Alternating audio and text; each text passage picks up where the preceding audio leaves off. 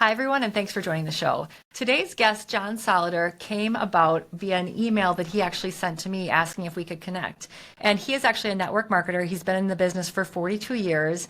And I was interested in talking to him because he brought up when he was listening to one of my previous podcasts about how my discussion with Terry, otherwise known as Stellar Girl, which is a previous episode, we talked about choosing happiness and how it parallels his belief that resiliency and positivity are both very important in business and health.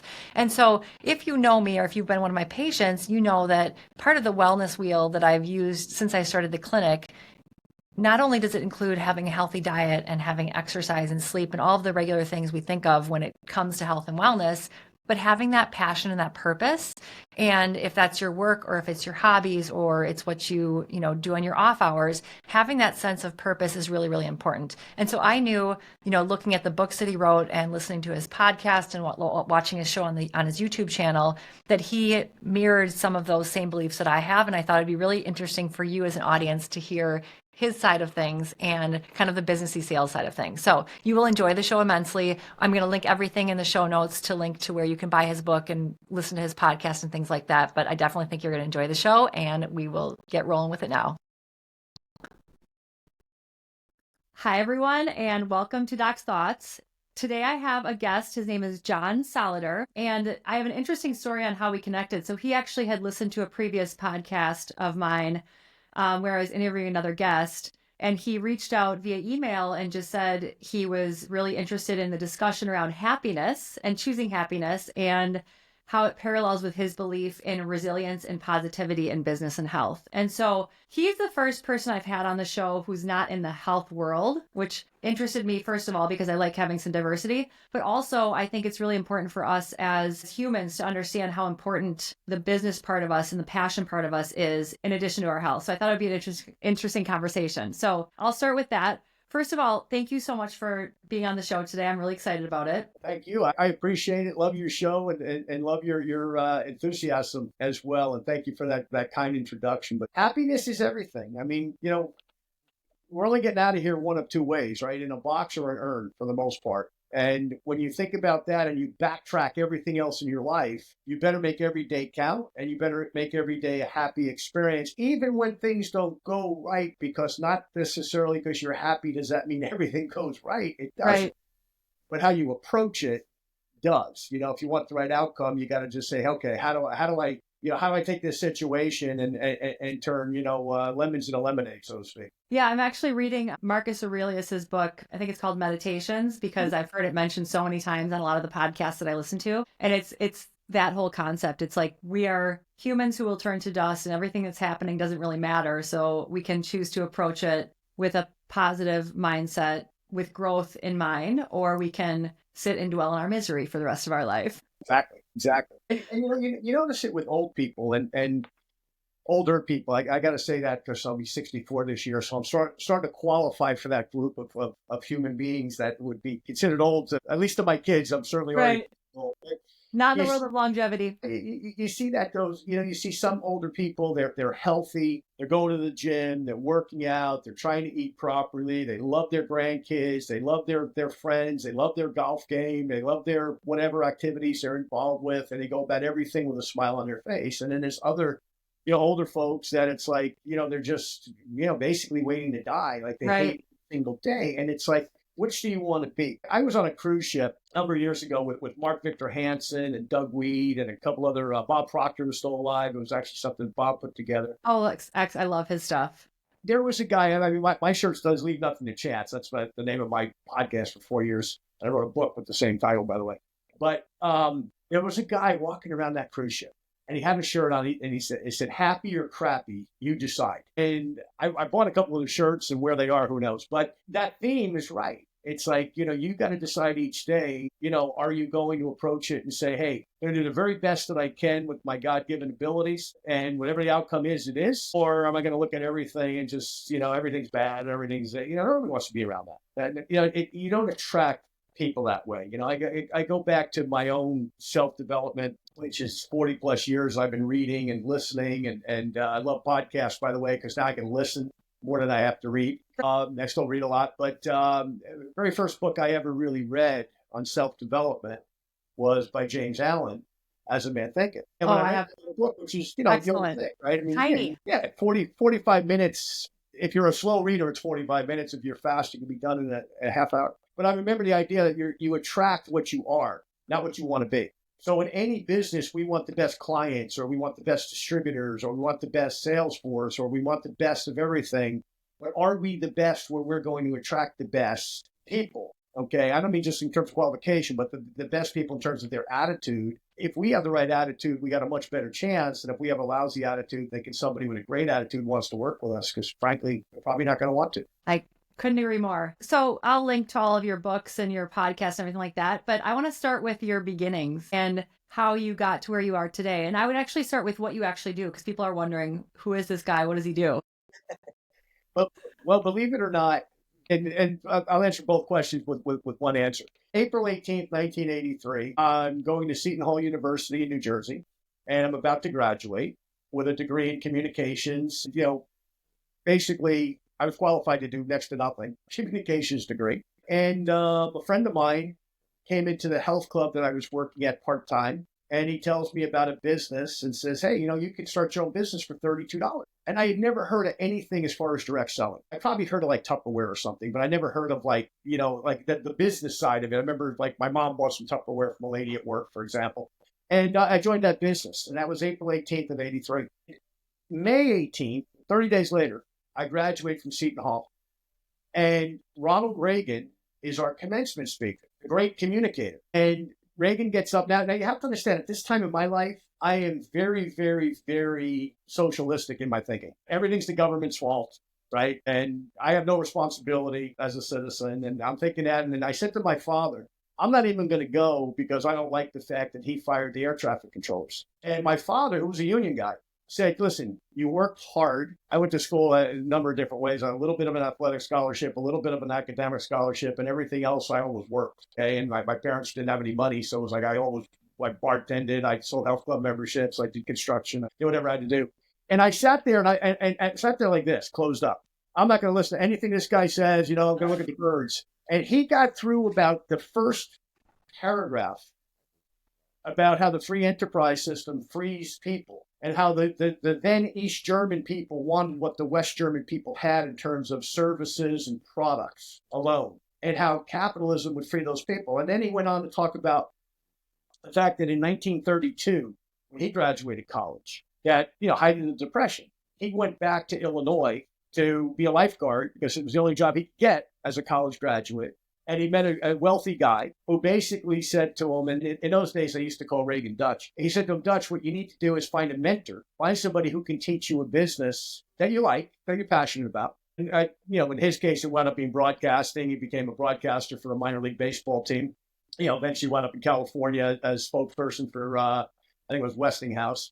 And, the rest is history, as they say. So all of a sudden, I went from like being this guy to being like on the edge of my chair. And this guy said, and he had that ability. Very few people have had this ability. He had it. Churchill had it. A few others have had it. I think Dr. King probably had it.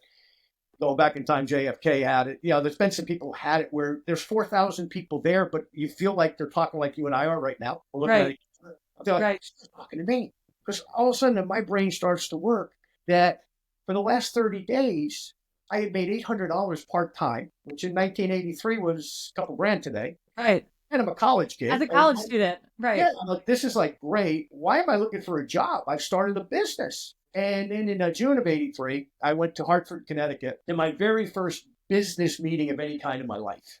And I went there, and the guy doing the meeting, he's still alive. Matter of fact, I just got off the phone with his wife a few minutes ago, a guy named Larry Thompson, talked about, for things to change, you have to change. And for things to get better, you have to get better. Now, I never heard that in my house. I heard that everything was the government's fault and other people's fault. It was my next door neighbor's fault. It was, everybody else's fault. Instead of, hey, I have a role in all of this, right? Right. Like, if I make me the brand, if I work on me in terms of my self-development, my business skills, my communication skills, my writing skills, et cetera, if I do the work on me, I'll figure out what to sell and what to market. There's plenty of things in a capitalistic system to do so with. I'll figure that out. And that's basically what happened. That was in 83. And I started my own business. And I can't tell you I was a huge success because I wasn't. But what I was I was a work in progress. I moved to California at that point from New Jersey, and I started to basically sell supplements on the beach in California. And, that's kind of where my career started. And then that company had some problems with the FDA. So I wound up moving back to the East Coast, decided, okay, maybe I shouldn't do that. I'll go in the insurance business. So I went to work for Metropolitan Life, and I learned a lot of valuable lessons there, one of which was about sales management. Their top sales executive talked about the fact that their top sales rep, when he calls, he puts everything else down and listens to him, because without that top sales rep, he doesn't have a job. And it was like, talk about a master class in sales management. It's like, when your top people call, pay attention. Don't be distracted. And these days, there's so many distractions that weren't there in the early 80s, right? Cell phones, and, 9 other things going on. So I stayed in that business for a couple of years, and then I went back in the direct selling industry, and kind of fast forward to 29 years this year. My mother got sick. She was diagnosed with what they thought was going to end her life prematurely with a form of cancer. And it turned out she was stage 2 instead of stage 4, which was the good news. And I was walking out of the doctor's office in New York City at a major hospital in New York that the oncologist was with. And I said to the doctor, I said, hey, I've been an athlete my whole life, so I've always been taking vitamins and herbs and all that kind of stuff. Is there something she can take? And the doctor hesitated and said, well, I don't really know, but there is one product I know about. And she advised us to contact this company in Canada. And long story short, I did. And I found out that the guys that had developed this particular product for the immune system were professors at McGill. And, McGill being the Harvard of Canada, as you well know. And one thing led to another. I wound up in Canada, a few short months later, and I became that company's top salesperson. And I still am 29 years later. And I've taken the thing to 18 countries right now, and more to come. So, I'm in the network marketing industry, but I've really been tied to one company all that time. I have consulted for some of the other major ones as well. I've helped a few other ones. But for the most part, I spend my time with that. I still dabble in financial services. I've always kept an insurance license. I guess you have your insurance license. Yeah, really for me and my wife, actually, because I think if you understand financial services, you understand tax code. You can't not be aware of how taxes work and also estate planning and all the other things that we as individuals, especially those of us in business for ourselves, really need to understand, because we don't have a 401k.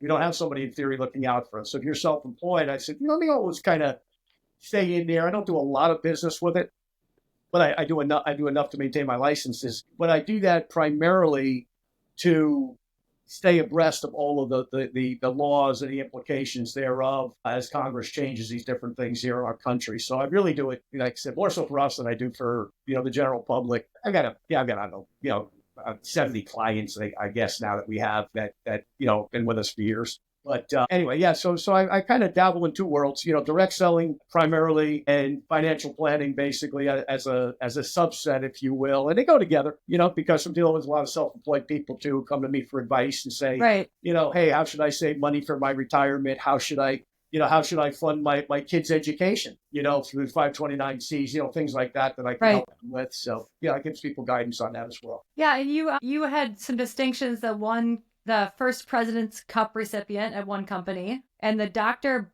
Buonous Award recipient. I didn't understand what that one was. Well, the first one was with a company in 1992. I was recognized as that company's top contributor, not only the top salesperson, but their top contributor to their brand development. And then the Dr. Buonous one, he was one of those 2 McGill professors that developed the product. Okay. And the company was bought a number of years ago by a firm out of Mexico City. And they started to give out this award. So they gave it to me. I won the very first one in 2010. And then they just gave it to me again. Maybe because I'm getting old. I don't know. Maybe it's sorry for me. But no, I've contributed a lot to the company and to the brand over the years, obviously. So they were nice enough to give it to me again. Now that it's a big company, it's a $200 million company versus a $50 million company. So right. They gave it to me in Mexico City last April. It was a beautiful, beautiful event. And, it was nice to be acknowledged, obviously. So, very cool. And then the other doctor that worked with him was named Dr. Patricia Tomshaven. And by the way, she was the first professor of immunology at McGill University. Still alive, 90 years old. Dr. Buonous is deceased. 90 years old. So they made an award for her in her name also. So I actually won that this year too. So it's been my trophy case is filling up. I mean, we're stuff to dust. Yeah, and I want to come back to your books and your podcast, but first I want to talk about one thing you said in your bio that you sent to me, that you said he doesn't believe age should keep one out of athletics, because you are a very athletic person. So you have your black belt in judo and Brazilian jiu-jitsu, is that right? Mm-hmm. And then you are a wrestler, and then you've done sambo, which is Russian wrestling, and bench press competition. So I want to know what your heaviest press was. I still have the world record in the WABDL's the World Association of Bench Pressers and Deadlifters. There's different federations in powerlifting. So I still have the record for 55 to 59 years old, 451 pounds raw, no equipment. And, I did that during COVID. Crazy. So I'll be 64 this year. So 5 years ago, 2020, I guess it was, during COVID, I went up to Tulsa, Oklahoma, and I did that. And then my shoulder started to really give out the last few years. So now I lift with gear, which basically is protective. Right, right. So my 80 pounds that I did last week isn't too impressive, huh? You know what? The biggest thing as we get older, and you're still a very young person, but resistance training is by far the best thing we can do for ourselves. So good. Doesn't matter the number; it matters the fact that you're doing it. You know. And that, but yeah, nowadays I don't compete in anything but powerlifting a little bit. I do throw shot and disc for fun. I'm terrible at it. Like I trip over my own 2 feet sometimes, which is crazy because judo, you got to be totally coordinated. But as I've gotten older, it's like I've gotten less coordinated. But I was out early this morning. It's a beautiful day here in Dallas. So I went out this morning and threw shot a little bit. Weather's finally good. We had some crummy weather the last few weeks. Right. I do these things really. I do them. Yes, they're athletic pursuits. I still do like to compete, but that's not primary. What's primary to me is that all because you're a certain age doesn't mean you need to stop being an athlete because you say, okay, I'm not as good as I was. Well, who was? I mean, Tom Brady probably can't throw a football the way he could 10 years ago. Or right. Right. But it doesn't mean that they stop being athletes because they no longer get paid to be an athlete. Right. And what happens with a lot of men in particular, women are much better at this, by the way. Okay.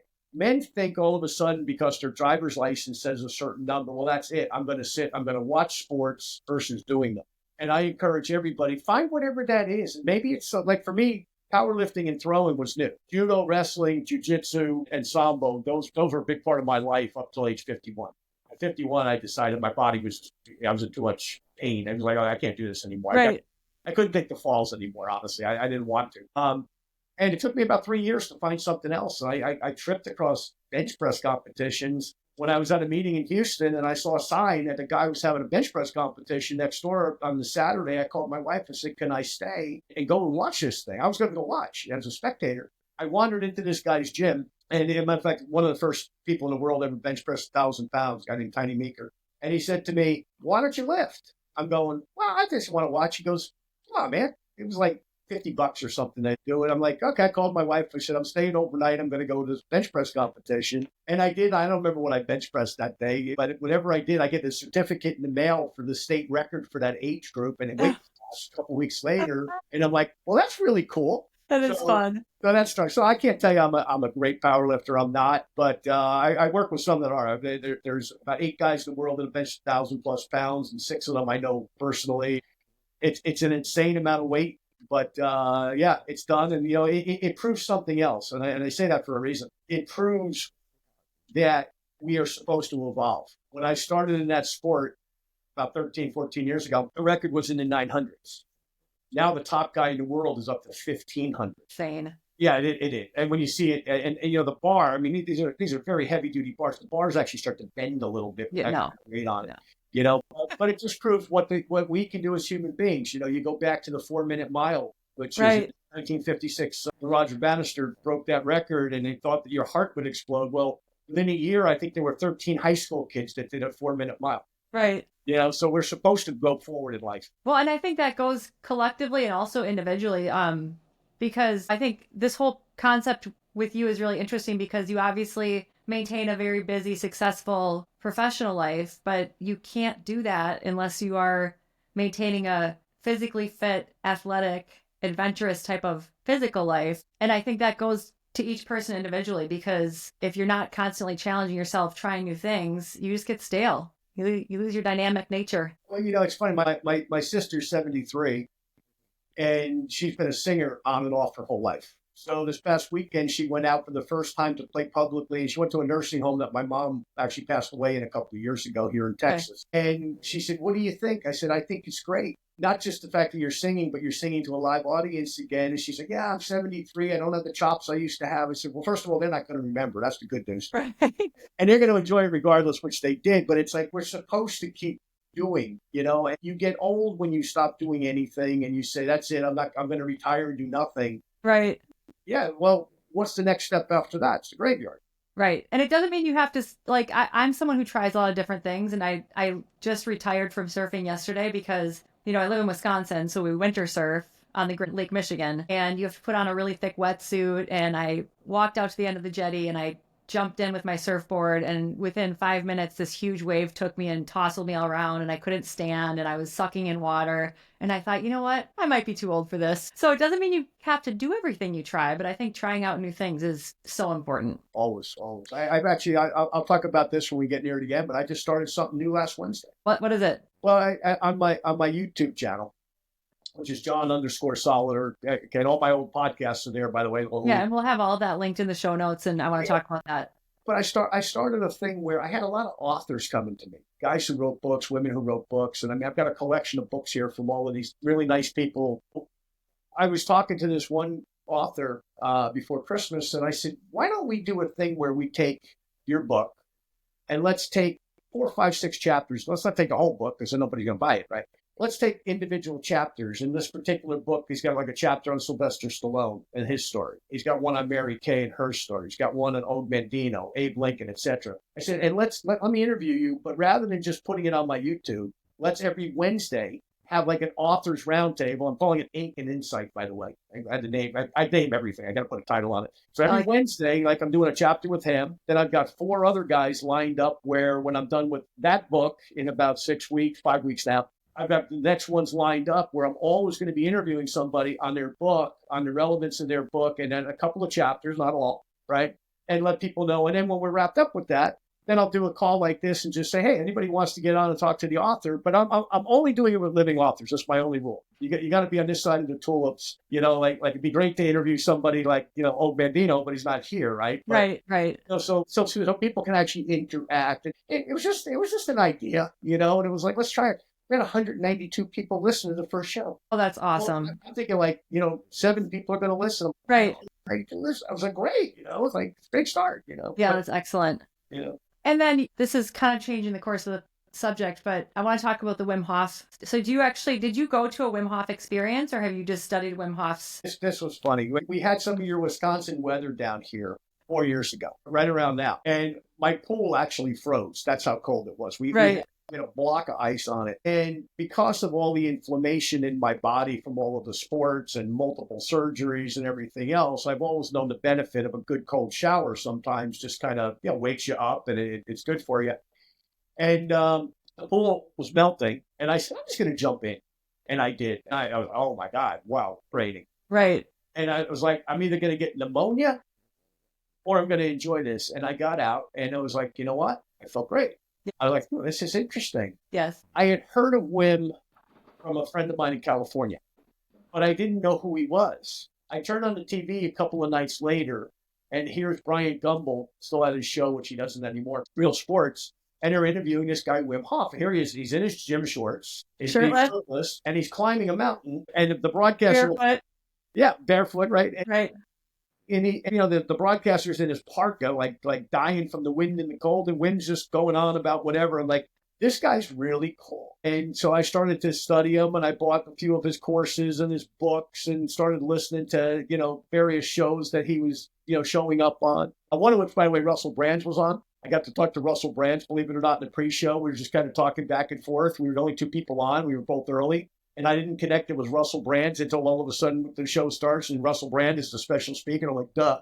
I knew the guy. You know what I mean? I just connect, like, why is Russell Brand on the Wim Hof thing? It turns out he's a big hoffer. But that's how I started on my own. Then I found out that there was all of this evidence-based research supporting cold water therapy. And then I read a book by a Danish doctor about cold water swimming. Yes, I read that one. Which they've been doing it forever, But it kind of makes sense. I mean, you live in a cold climate, obviously. I grew up in a cold climate. I grew up in New York and New Jersey, and then lived in Canada for a long time. People who live in the cold, I think, are healthier. I wouldn't disagree with that. I think your immune system definitely works better in the cold for one thing. But the other thing I think is from an inflammation standpoint. But the thing that really gets for me personally, my big thing with it, because people ask me this all the time, what have I gotten from it more than anything else is when I do that first thing in the morning, what else that day is going to be difficult? Right. Yeah, I get in the water and it's 45 degrees, and I have an inside cooler too for the hot weather here because it's hot. Right. Right. It's cold. But when I get in there and all of a sudden I go about my business day with the different obstacles that are going to happen, it's like, well, I've already done the toughest thing probably I'm going to do, at 6 o'clock in the morning. So, No, I completely agree. Yeah. I just started cold plunging about a year and a half ago because we put an actual plunge pool in my clinic's office, in my clinic. But even before that, I've been a cross country skier, downhill skier, snowboarder. So I spend time outside all winter. But I think that's the caveat is a lot of people live in the Midwest, but they don't go outside for 6 months of the year. Leave their garage and their car, they go to their office or their workplace, they come home and they're on the couch. So I think you can say that people in the Midwest have stronger immune systems, but they actually have to expose themselves to the elements to get that way. Well, you go back to that book by that Danish doctor. She made a great point. Up until about 100 years ago, we didn't have modern plumbing. So what did you do? If you wanted to get clean, you jumped in the creek or the pond or the ocean with soap or whatever to wash yourself. We weren't living in it. Let me take a warm shower. There was no such thing probably. I don't know when modern plumbing was invented, but I think it's about turn of the century. So until then, everybody was in the cold. Right. So this kind of makes sense, like we're supposed to be in the cold, and the warm feels good. I like my warm shower after I do everything, but right.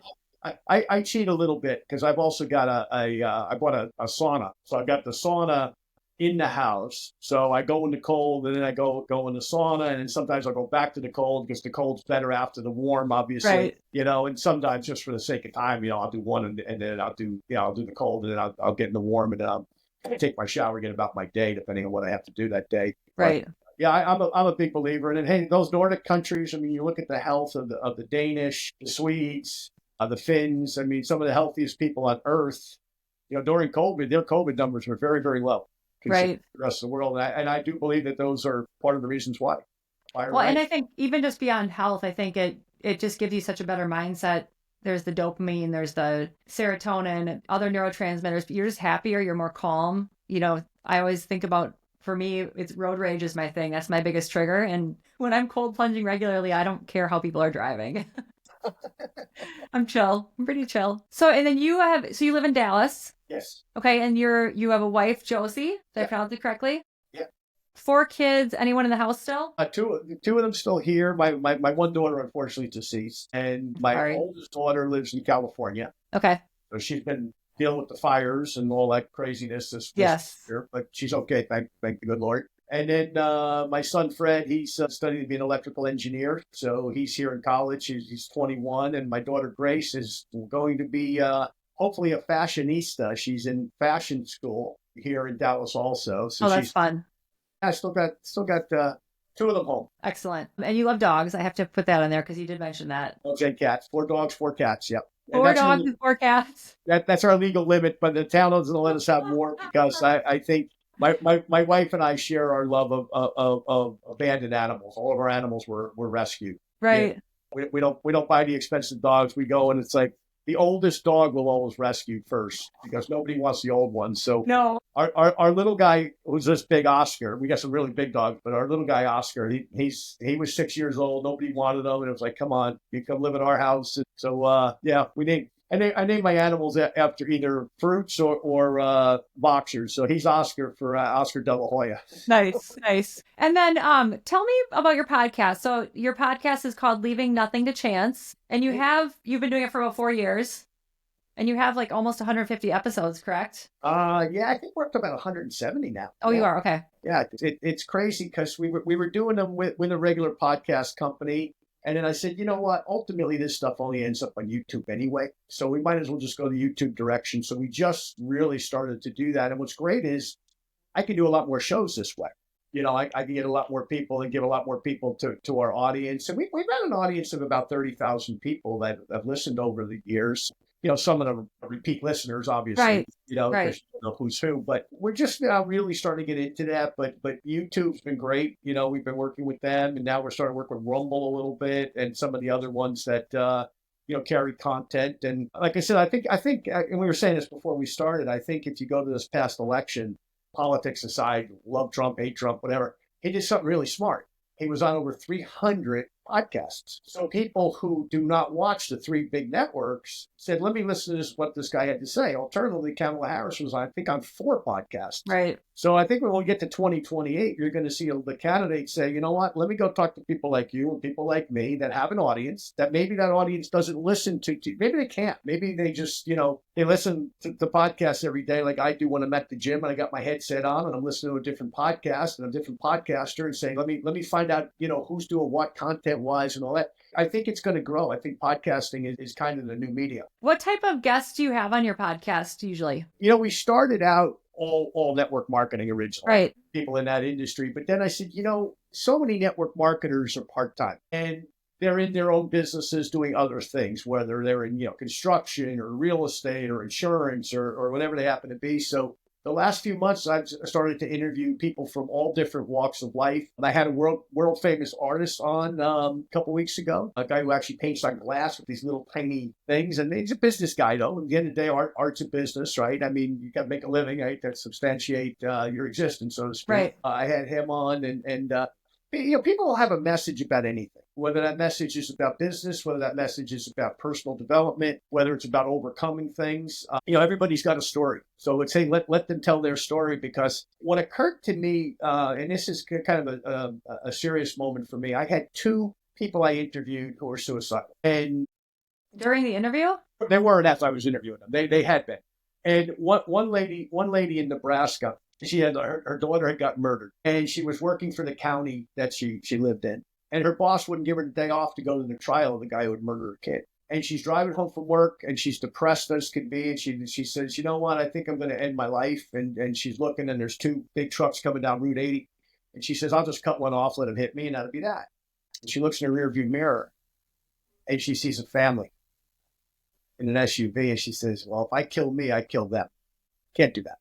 Decided not to. A couple of days later, she gets introduced to a business in network marketing that she likes and that she's still doing and she's successful at, and starts to change her life. And then I had another guy, and this is interesting. I can mention his name, Dave Blanchard. Dave is a very, very successful business guy, actually runs the Og Mandino Foundation. And Dave had some financial setbacks and was contemplating doing something similar to what this lady was doing. Didn't get that far, but was contemplating it. And around that same time, Og Mandino's widow calls and says, you're the guy that needs to take my husband's work to the world. He was a film producer, and he chose to do that. He's still going strong. Dave's probably late 70s now. And so when people hear those messages, we don't know who's listening to us. And so we don't know that we don't have that impact on somebody's life when they're saying, you know what, I don't know why I'm here anymore. And all of a sudden they say, let me find a reason. Whether it's that they go do charity work, whether they helped out the local Little League team, whether they get in a new business that they help other people to develop, whatever it is, whatever their thing is. So I think these messages that you're doing are vital beyond the speaker on the other end of the camera, because we don't know who's sitting out there in cyberspace that listens and says, you know what, I'm going to hang around one more day, and all of a sudden something good happens. No, and I find that, I won't even remember part of the conversation that I'll have with someone, and I'll see someone out in public. They'll be like, hey, that episode, you guys said this, and this changed what I do in this area of my life, or made me think about things differently. So it can have a big impact if you're going at it with a good heart, right? Exactly. It's like, we just want to impact people. We just want to help people. I mean, at the end of the day, we want to help people, right? I mean, right. You do what you do for a living because you want to help people, right? Right. Sure. Are you compensated? Well, yeah, and you deserve to be because you're good at what you do. Nothing wrong with that. But you do it because you want to help people. And this media is going to help people to find some answers maybe that they're not going to find in their traditional, let me watch, Fox or CNN or something, and, here's some talking head, tell them what they think. It's like, let them think for themselves and let them hear some real people talking about real stuff. Yes. Well, and I think it's interesting for people who are used to listening to health related content. I have a wellness wheel that I will give out to some of my patients, basically, that says these are all the parts of your lifestyle that you should focus on to have a balanced lifestyle that will support optimum health. And it has things like your diet and exercise, sleep, all the obvious things. But there's a section of it that's passion and purpose, which work falls into that category. And I find with my patients, and I would say even this about myself in previous years before I kind of changed my course, people don't think about their passion, their purpose, and their work as being part of their wellness. But it's such an important part. Well, you think about, even somebody with a traditional job spends a third of their day, right? 8 hours doing something. Are you going to be happy in it, or are you going to sit there and watch the clock the whole day and Right. hate your existence? So how do you do that for 40 years? Right. You better find something you like that you can be passionate about, and hell, wow, it's 5 o'clock, time to go home. Wow, the day flew by versus, they're sitting there going, it's 4:59, it's 4:59:30. I've never had that. I mean, I No. that looks like, but I'm always like, can I just have 2 more hours? exactly. Yeah, I look for more hours in the day that I can do things. And if you want to affect change too in your life, you got to work on yourself as the brand. You got to constantly be educating, self-educating. Be it from a physical standpoint or a mental standpoint, you got to constantly be at it. So how do you just kind of go, 8 hours? That's not enough. So tell us about your 2 books. You have 2 Amazon bestsellers, Moving Up 2020 and Leaving Nothing to Chance. I just happen to have them here. Awesome. Moving Up 2020. Yes. And Leaving Nothing to Chance. Moving Up is really a how-to book. It's got a lot of the strategies and tactics that I've used to build really 4 sales organizations that are huge. I mean, like even my current one, I have over 1 million people in our organization. They're not all active, unfortunately, but it's still building a 1 million-person organization. And this one's got a lot of the techniques. So if you're in network marketing, it's great. But a lot of the stuff in here, if you're in any type of direct sales, real estate, automobile sales, life insurance sales, health insurance sales, annuities, it's going to help you because here's like one real basic. The 10 penny principle. Sounds really simple, and it is. You put 10 pennies in your left pocket. Every time you talk to a prospect during the course of the day, put one in your right pocket. Now, if you do that every single day, whatever you're selling, you're going to get better at. Maybe in the beginning, 1 out of 10 people buy whatever it is you're selling. But if you get that consistency and that habit, all of a sudden it's 2 out of 10 or 3 out of 10, right? So that's like one of many things that I share in that book, and some stories about some different people that I've trained that have become very successful in their business. And then this one's a little bit more personal. This one I did with a co-author, and we kind of shared a little bit of our life stories and kind of where we came from. But this one's got a lot of success stories in it, but we share 15 different principles of success in it as well that we kind of developed kind of as a mantra of things that, he and I have both done to be successful over the years. And what happened with me, with podcasting is funny. Moving Up 2020 comes out November 2019. Leaving Nothing to Chance comes out in February 2020. Well, there was this other little event going on called COVID. Right. So my live audience is that, I hit Christmas, right, with the first book. So I wasn't out there speaking. I did one event in Monterrey, Mexico. We sold 2,000 books. It was great. And then all of a sudden, I've got this speaking engagements all over the world, Europe, Asia, South America, books are all in Spanish, right? Everything's online. They can buy the downloadable version. And all of a sudden, I can't go speak to my audiences. So I'm like, okay, I better do something. Podcasting and live on Zoom. I created a live event on Zoom every Saturday for about 6 months. And this is really funny. I went to a friend of mine who's a disc jockey. And I said, can you do me a favor, Lou? I want you on all of these calls. He goes, for what?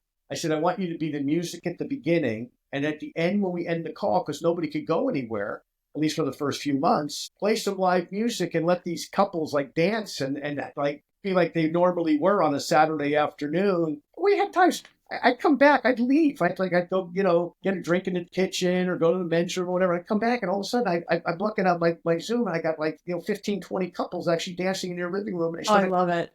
It was great.